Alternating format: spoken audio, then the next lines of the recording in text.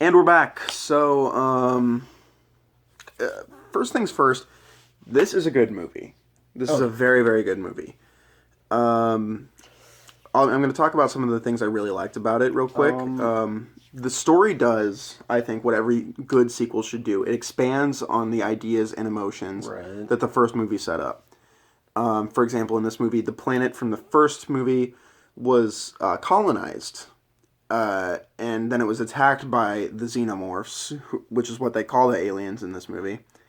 And so we have our heroes go check it out. It's a drastically different tone from the first movie, but it still feels like it takes place in the same universe. And Right. not a lot of movies that do that and have different directors can do that. It's clearly different from what Ridley Scott originally sort of set the tone for in the first movie. Um, Um, like a lot of people claim this to be one of the best sequels of all time. I think it's a good sequel, but I really don't buy the hype for it. yeah, Like, I'm one of those people. It's like, yeah, like what you said, the story is good and did what the sequel did, and I really liked it. But, um, I'll just continue to let you talk about the good stuff. But yeah. Well, it just comes down to personal preference yeah, too. Something I also really liked in this movie, and this is usually a storyline that can get really tired, but it's the fish out of water storyline, where it's like the main character is kind of out of their element, and that happens with Ripley in this movie. She's unfrozen from the first movie, oh, 57 years after the events of Alien took place. Uh, and it's really handled really well. oh, She's given a really great arc in this movie. She has post traumatic stress disorder from what happened in the first movie, as you naturally would. She saw her entire crew get wiped out, and on top of that, she's seen as like Ripley now is one of these big like landmark women action heroes.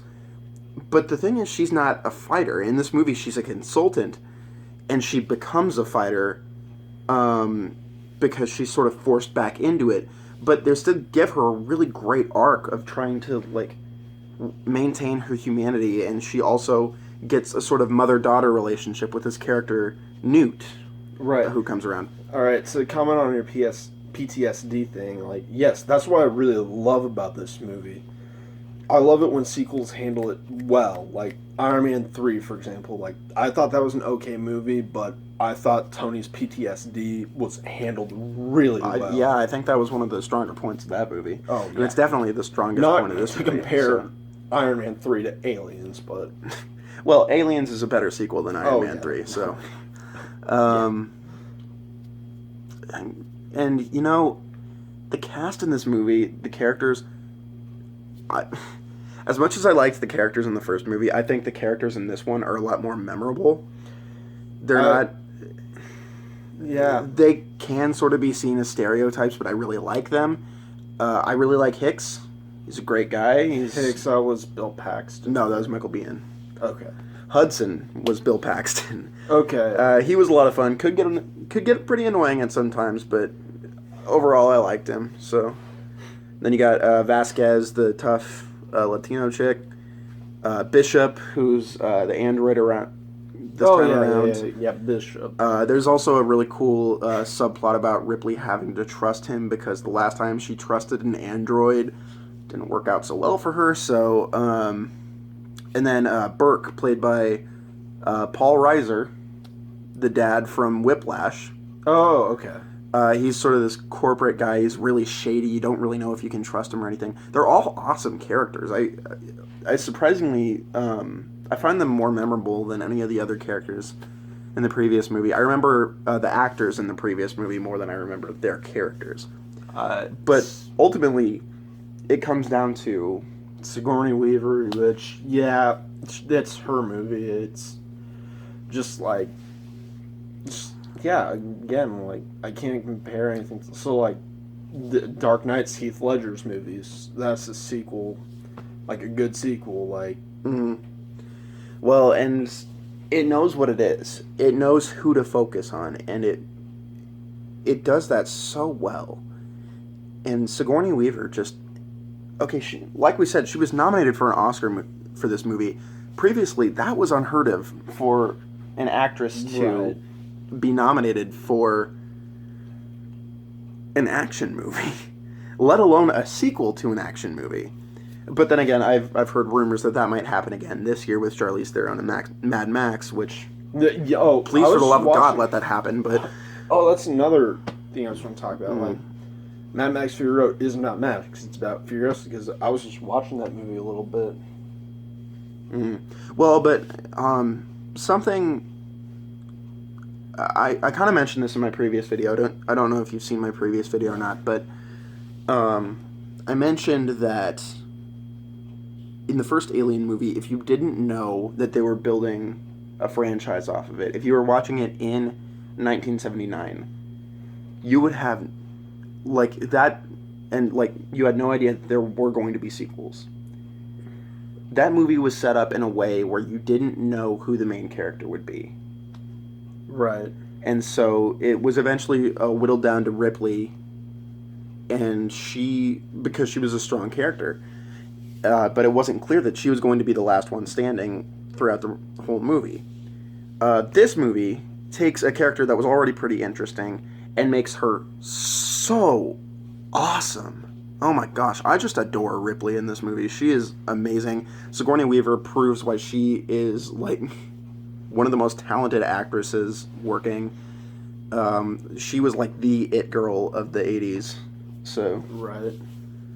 Yeah. Can't really talk about this movie without talking about the visuals up to a million. Really great visual effects. The technology is bumped up. The xenomorphs look amazing, especially the Queen. Oh, yeah. That final fight between the Queen, that was awesome. I think the majority of it looked like practical to me. So yeah, it was practical effects. Oh, really? These were before CG, so... okay, so let's talk about some of the negative aspects. Right. There are a few.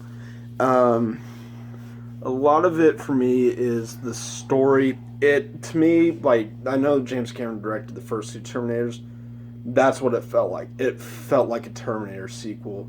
Even Michael Biehn feel like Kyle Reese reborn again. That's one of my main issues. It still kept the horror aspect of it. It was just more focused on sci-fi and action. And if you're going into this movie looking for that, you're going to be disappointed. So I don't know what to expect because I've never seen it, and coming out of it, I'm like, this kind of does feel like a Terminator sequel done well. But again, like, a lot of the issues I have are just pacing because, like I said, I shut off after the first 10 minutes maybe because I was just kind of bored by the first 10 minutes. It doesn't pick up until like they start going and investigating. Yeah, that's my big issue is the pacing. I don't mind so much the tone. Actually, I really like the fact that they took this sort of direction in it. But it's just really badly paced. It's especially in the beginning. It gets so... Like, I like getting to know these characters. I like the character development. And at times it can be very interesting. But they spend too much time with these people.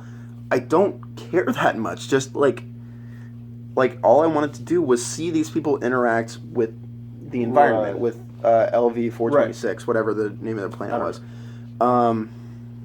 And so that really did sort of bug me with it a little. When they did get to the planet and they actually started fighting and they started, like, getting more of that camaraderie off of one another, it was good. And the characters, again, I want to stress this, the characters in this movie are awesome. So, yeah, like...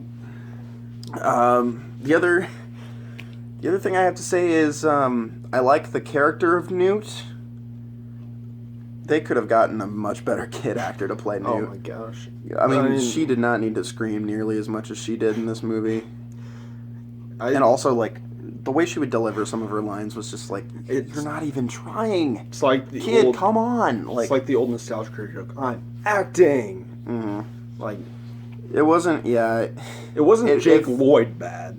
It felt kind of. No, on the scale of bad kid actors, she's nowhere near like Jake Lloyd or Mara Wilson, but she's just above Mara Wilson in terms of badness, which is fine because Mara Wilson turned out to be a great playwright apparently. So What is the actress doing Newt nowadays doing? I don't know. And I never saw Alien 3, but apparently they killed her off in that movie. And spoilers, I'm not going to do a review on Alien 3. So, but yeah, those were really only my gripes with it. My major gripes is like, if I had to choose between Aliens and Aliens, a lot of people would pick Aliens. You said Aliens twice. Alien and Aliens, whatever. I'd pick Alien because I just find it more fascinating. Like, I'm more of like I love it when sequels do something different. Like Captain America, the first one. Why am I going back to? I don't. I'll just continue saying.